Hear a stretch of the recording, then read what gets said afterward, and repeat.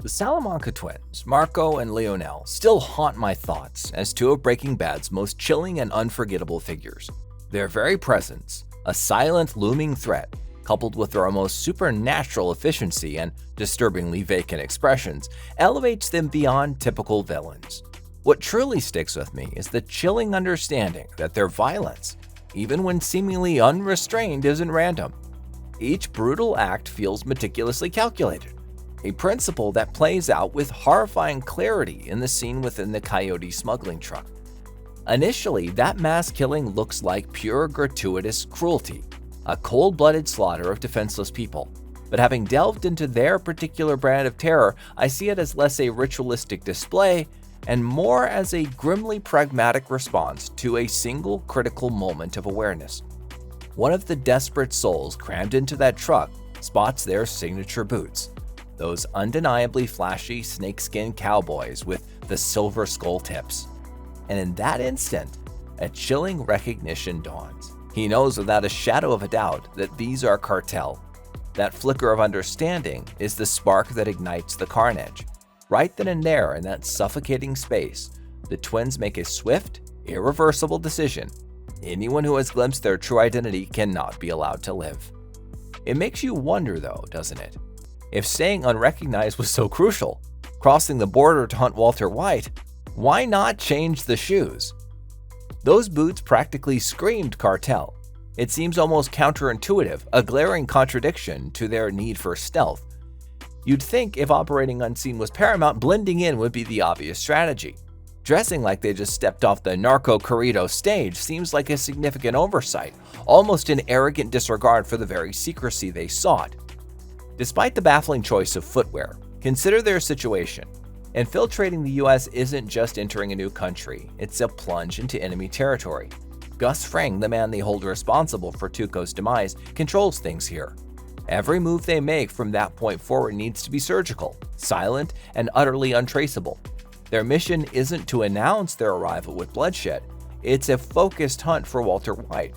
To succeed, they can't afford any loose ends, any potential witnesses who could expose them to their target or to law enforcement. So even with their questionable fashion choices, when the man's eyes drop to their undeniably distinctive boots and his face betrays the dawning horror of recognition, it's a trigger. They don't need him to shout a warning or point a finger. That fleeting expression of fear tells them everything. He knows they silently communicate, or at least he knows enough to be a danger.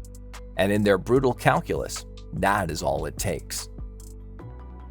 It's crucial to dissect what this scene isn't. Unlike their introduction, crawling with fervent devotion towards a Santa Muerta shrine, there's no religious element here, no symbolic arrangement of bodies. The violence in the truck isn't spiritual, it's brutally professional, albeit sparked by their own lack of subtlety in attire. One look, one moment of clarity from a stranger identifying them as cartel, thanks in no small part to those boots, that's the sole terrifying catalyst. There's no need for words, no opportunity for denial.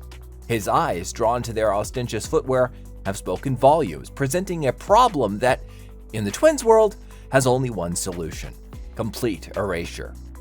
In the close quarters of that smuggling truck, selective targeting is a luxury they can't afford. Eliminating one man while leaving others alive would be an acceptable risk, especially since their very appearance broadcasted their affiliation. Those survivors, having seen the boots and subsequent violence, could piece together fragments, speculate about motives, and whisper about the identities of their silent executioners. And in their shadowy world, whispers can travel just as dangerously as concrete information. The twins are there to move like ghosts, leaving no trace, no lingering questions, a goal somewhat undermined by their choice of footwear, ironically. Those boots, so ornate and menacing, become almost a symbol of their arrogance, a bizarre contradiction to their need for secrecy. We recognize them, a clear visual cue for ruthless cartel power, and so did the unfortunate man in the truck. He didn't utter a sound, but his changed expression, directed at their unmistakable footwear, speaks volumes. He understands in that instant that these men are connected to a level of violence that transcends borders, leaving only death in its wake.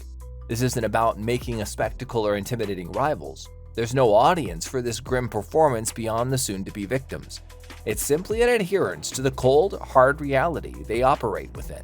The absolute necessity of silencing any potential source of exposure, a necessity arguably heightened by their own flashy presentation. What makes Marco and Lionel so deeply unsettling for me is their pervasive silence. In most of their scenes, they move and act without uttering a single word. But this silence isn't a void, it's a language in itself, their actions forming a chilling grammar of intent. In that truck, they don't need to speak. The message, telegraphed by their presence and confirmed by their revealing boots, is brutally clear. You saw something you shouldn't have, and that knowledge, facilitated by our questionable fashion sense, is a death sentence for you and everyone around you.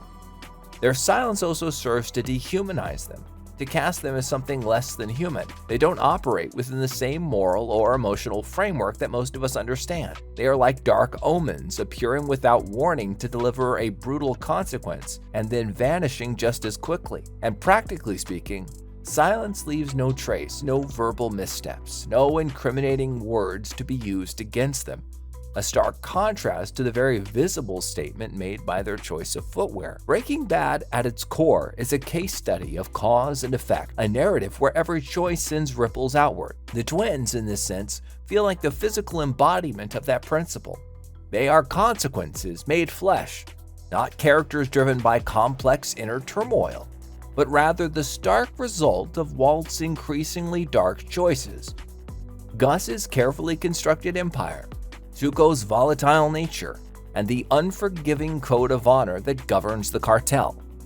When they step onto the truck, their intention isn't connection or camaraderie. It's to reach their objective with absolute stealth, as if they never existed, a goal seemingly undermined by their decision to wear such distinctive attire. And the moment that man's eyes met their boots, he became an unpredictable element, a potential threat to that carefully constructed anonymity, a threat made all the more likely by the various obvious nature of their cartel affiliation.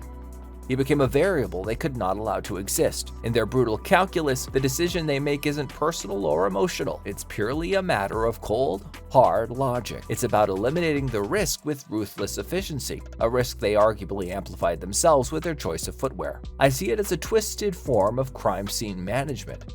You wouldn't selectively clean up evidence and hope for the best. You'd sanitize everything to ensure no trace remains. The twins operate with that same chilling thoroughness, but their method of sanitation is death. If one saw, the logic dictates that the risk of others having seen, even subconsciously or consciously thanks to the boots, is too great. If one knows their affiliation, again, those boots, then the possibility of that knowledge spreading, however faint, cannot be tolerated. It's not about sadistic pleasure, it's about a warped sense of completeness, of eliminating every potential threat, no matter how small, a threat perhaps made larger by their own visual branding. Growing up under Hector's influence, their sense of right and wrong has been twisted by the brutal realities of survival, tradition, and the relentless pursuit of power. To them, the wholesale slaughter in that truck isn't an extreme act. It's simply the cost of doing business, a grim necessity in their world. They don't hesitate. They don't flinch, because in their eyes, mercy is a vulnerability, and vulnerability is an invitation to be exploited. The mere act of seeing, prompted by their own conspicuous style, was enough to trigger their deadly response. The truck massacre remains one of Breaking Bad's most deeply disturbing moments for me. Yet, when I consider it through the prism of the cartel's brutal culture, especially through the warped lens of the Salamanca twins' worldview and their baffling fashion sense, it takes on a terrifyingly logical dimension. It wasn't an outburst of rage or a ritualistic display.